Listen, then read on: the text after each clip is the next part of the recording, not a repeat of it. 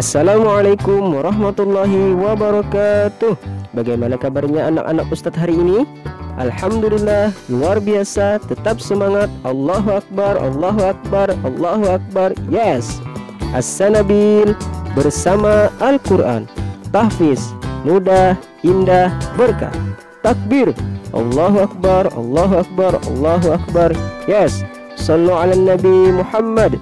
Allahumma salli wa sallim ala Sayyidina Muhammad.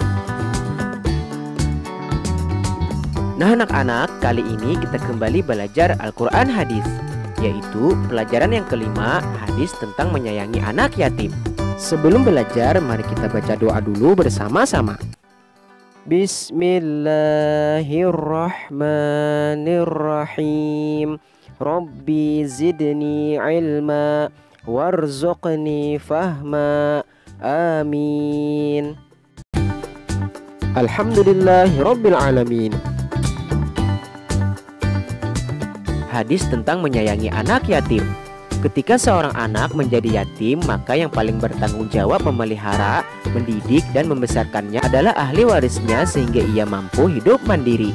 Anak yatim tentu membutuhkan bimbingan dari pengganti orang tuanya untuk menuntunnya ke jalan yang benar.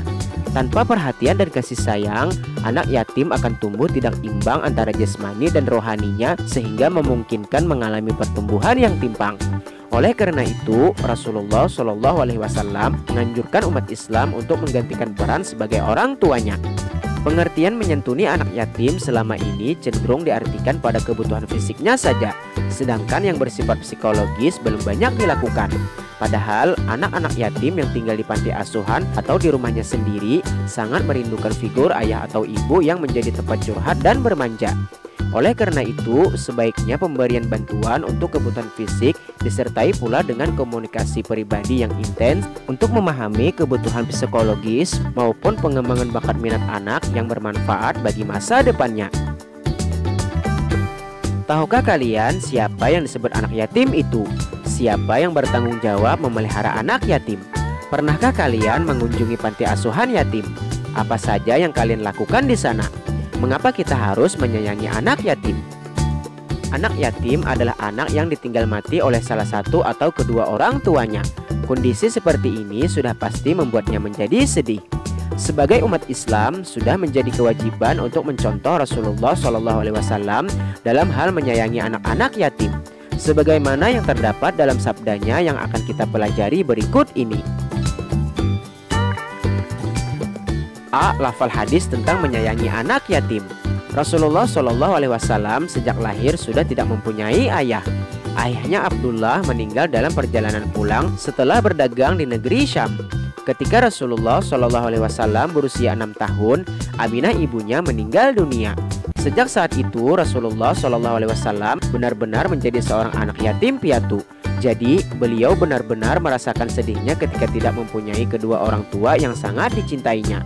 Oleh karena itu Rasulullah SAW ikut merasa sedih ketika ada orang yang mengejek atau menghardik anak yatim. Sebaliknya, ketika ada orang yang memelihara dan menyayangi anak yatim, Rasulullah SAW ikut merasa senang. Rasulullah SAW bersabda dalam sebuah hadis sebagai berikut. An Sahli bin Sa'din radhiyallahu anhu qala Rasulullah SAW, ana wa kafilul yatimi fil jannah hakaza wa asyara bis sababati wal wusta wa farraja bainahuma. Rawahul Bukhari. Kemudian B. menerjemahkan hadis tentang menyayangi anak yatim. Setelah membaca dengan benar, perhatikan arti kata yang ada dalam hadis tersebut. Jika memperhatikan arti kata yang ada dengan seksama, kalian pasti dapat menerjemahkan hadis tentang menyayangi anak yatim dengan baik. Yang pertama, mufradat atau arti kata. An artinya dari, rodiya artinya meridhai, anhu artinya darinya, qala artinya berkata, ana artinya saya, waw artinya dan, kafilu artinya orang yang mengurusi, fi artinya di dalam, al jannati artinya surga, hakaza artinya seperti ini, asyara artinya menunjukkan, bisababati artinya dengan telunjuk, al-wusta artinya jari tengah, wa farraja artinya dan merenggangkan, bainahuma artinya di antara keduanya, rawahu artinya meriwayatkannya. Setelah mengetahui arti kata yang ada dalam hadis tersebut, terjemahkan hadis itu secara keseluruhan. Kemudian, cocokkan terjemahanmu dengan terjemahan berikut ini. Yang kedua, terjemahan hadis. Dari Sahal bin Sa'ad radhiyallahu anhu, ia berkata, Rasulullah shallallahu alaihi wasallam bersabda, "Aku dengan pelindung anak yatim di surga adalah seperti ini." Beliau menunjukkan telunjuk dan jari tengah serta beliau merenggangkan antara keduanya. Hadis riwayat Al-Bukhari. C. Kandungan hadis tentang menyayangi anak yatim. Memelihara dan mengurus tentang makan dan minum, pakaian, serta pendidikan anak yatim adalah fardu kifayah. Artinya, apabila sudah ada yang mengurusnya, yang lain tidak berdosa. Namun, apabila tidak ada yang mengurusnya, semua menanggung dosa. Hal itu untuk menjaga agar anak yatim itu jangan sampai terlantar. Apabila ia terlantar, berarti akan terlantar pula pendidikan agamanya. Urusan anak yatim adalah urusan masyarakat yang berarti menjadi tanggung jawab bersama. Untuk itu harus ada yang memikirkannya. Memelihara dan mengurus anak yatim bukanlah tugas yang ringan.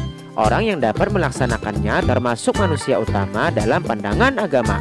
Islam merupakan agama yang mementingkan soal-soal kemasyarakatan, termasuk pula dalam mengurus anak yatim. Selain termasuk perbuatan mulia dalam pandangan masyarakat, mengurus anak yatim juga mendapat pahala di sisi Allah Subhanahu wa Ta'ala. Orang yang mengurus anak yatim dengan ikhlas, martabatnya mendekati martabat Rasulullah SAW. Sebagaimana diibaratkan jari telunjuk yang mendekati tingginya jari tengah. Dia adalah ahlul jannah atau penghuni surga, mengingat besarnya jasa serta ketinggian martabatnya di sisi Allah Subhanahu wa Ta'ala. Mahfuzat. Khairul ashabi mayyadulluka alal khairi. Sebaik-baik sahabat itu yang menunjukkanmu pada kebaikan. Alhamdulillahirabbil alamin. Nah anak-anak, untuk pelajaran kita kali ini cukup sampai di sini dulu.